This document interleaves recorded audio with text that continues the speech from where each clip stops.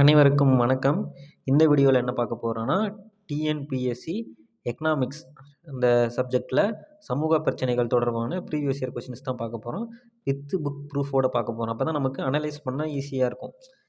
எந்த மாதிரி கொஷின்ஸ் கேட்குறாங்க இந்த டாப்பிக்லேருந்து, அது எந்த சோர்ஸ்லேருந்து கேட்குறாங்க, அதுக்கு நம்ம எந்த மாதிரி ப்ரிப்பேர் ஆகணும் அப்படின்னு சொல்லிட்டு ஒரு ஐடியா கிடைக்கும். அதுக்காக தான் டிஎன்பிஎஸ்சி குரூப் 1 2025 3 கொஷின்ஸ் இந்த டாப்பிக்லேருந்து கேட்டிருக்காங்க. குரூப் 4 எதுவும் கேட்கல. இன்டர்வியூ போஸ்ட்டில் 4 கொஷின் கேட்டிருக்காங்க. நான் இன்டர்வியூவில் ஒரு question, combine technical and diploma சர்வீஸில் 2 கொஷின் கேட்டிருக்காங்க. வாங்க ஒன் பை ஒன்னாக பார்ப்போம். வறுமை கோடு என்பது கலோரிகள் தேவைகள் அடிப்படையில் தீர்மானிக்கப்படுகிறது. கூற்று சரி. வறுமை கோடு என்பது ஒரு தனி நபரின் அடிப்படை தேவைகளை பூர்த்தி செய்ய தேவையான குறைந்தபட்ச வருமானமாகும். இதில் உணவு, உடை மற்றும் தங்குமிடம் ஆகியவை அடங்கும். கூற்று காரணம் இரண்டும் சரி. கூற்றிற்கு சரியான விளக்கமாகும். இது குரூப் 1 கேட்ட கொஷின். வறுமை எந்த டாப்பிக்கில் வரும், சமூக பிரச்சனைகளில். அடுத்தது ஒரு மக்கள் தொகை தொடர்பான கொஷின். பீகார், மத்திய பிரதேசம், ராஜஸ்தான் மற்றும் உத்தரப்பிரதேசம் ஆகிய மாநிலங்களில் 2001 முதல் 2026 வரை காலகட்டத்தில் மக்கள் தொகை 45 முதல் 55% அதிகரிக்கும் என மதிப்பிடப்பட்டுள்ளது. பெரும் பகுதியான மக்கள் தொகை வளர்ச்சி கட்ட மாற்றங்கள் இந்த மாநிலங்களில் இந்த காலத்தில் நிகழும் என கணிக்கப்படுகிறது. கூற்று காரணம் இரண்டும் சரி. கூற்றிற்கு சரியான விளக்கமாகும். இதுவும் குரூப் 1 கேட்ட கொஷின் தான். அடுத்தது மக்கள் தொகை பிளவு என்பது மக்கள் தொகையில் உழைக்கும் வயதுடைய மக்களின் பங்கு அதிகரித்து வருவதால் ஏற்படும் பொருளாதார வளர்ச்சி விகிதத்தில் ஏற்படும் அதிகரிப்பாக வரையறுக்கப்படுகிறது. மக்கள் தொகை பிளவுகளால் உருவாக்கப்பட்ட வாய்ப்புகளின் சாளரத்தை எதிர்கொள்ளும் செயல்முறையின் நடுவில் இந்தியா உள்ளது. இதுவும் சரி, இதுவும் சரி. கூற்று காரணம் இரண்டும் சரி. பட் இதுக்கான விளக்கம் அல்ல அப்படின்னு கொடுத்துருக்காங்க. சரியான விளக்கம் அல்ல. இது குரூப் 1 கேட்ட கொஷின் தான். அடுத்தது இது கம்பைன் டெக்னிக்கல் சர்வீஸ் இன்டர்வியூ போஸ்ட்டில் கேட்ட கொஷின். 2007 3 நகரங்களில் இந்திரா காந்தி தேசிய திறந்தநிலை பல்கலைக்கழக மையங்கள் தொடங்கப்பட்டன. அவை எந்த நகரங்கள் அப்படின்னு கேட்குறாங்க. நாக்பூர், மும்பை, பானாஜி. கல்வி அந்த டாப்பிக்கில் இது வரும். இன்டர்வியூ போஸ்ட்டில் கேட்ட ஒரு கொஷின். அடுத்தது 2012-13 ஆண்டு ஆராய்ச்சி மாணவர்களின் சேர்க்கை -% ஆகும். 0.8% இருக்குது.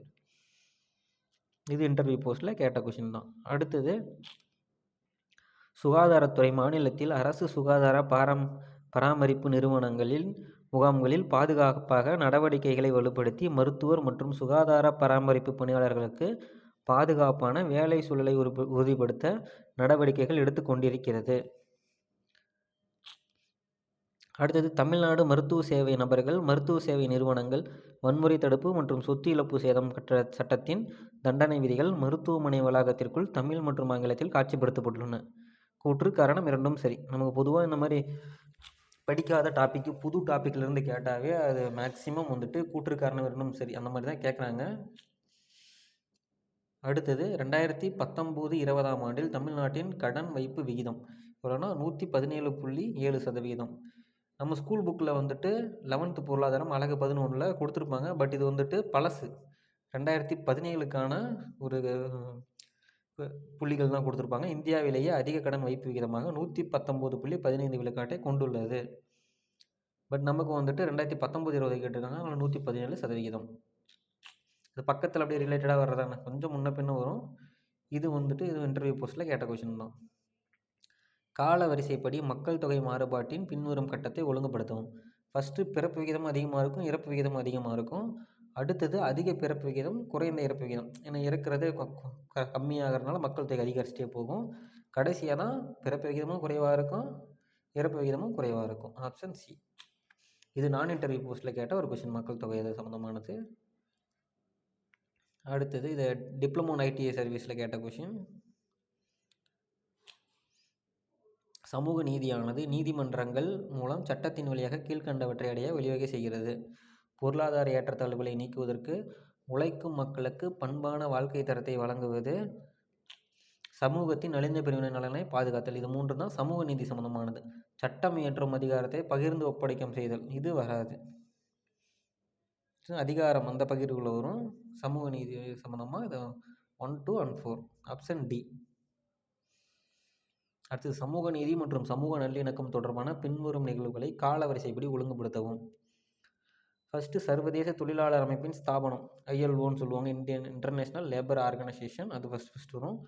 அடுத்தது போப் பயஸ் 11 இன் கலை களஞ்சியமான குவாட்ஸா ஜெமிமோவின் அன்னோவின் வெளியீடு. அடுத்து இது 2வதாக வரும். அடுத்தது சமூக முன்னேற்றம் மற்றும் வளர்ச்சி குறித்த பிரகடனத்தை ஏற்றுக்கொள்வது 3வதாக வரும். கடைசி ஐக்கிய நாடுகள் சமூக நீதி என்ற வார்த்தையை அதிகாரப்பூர்வமாக உரைகளில் பயன்படுத்துகிறது. இது 4வதாக வரும். இது டிப்ளமோ அண்ட் ஐடிஐ சர்வீஸில் கேட்ட கொஷின் தான்.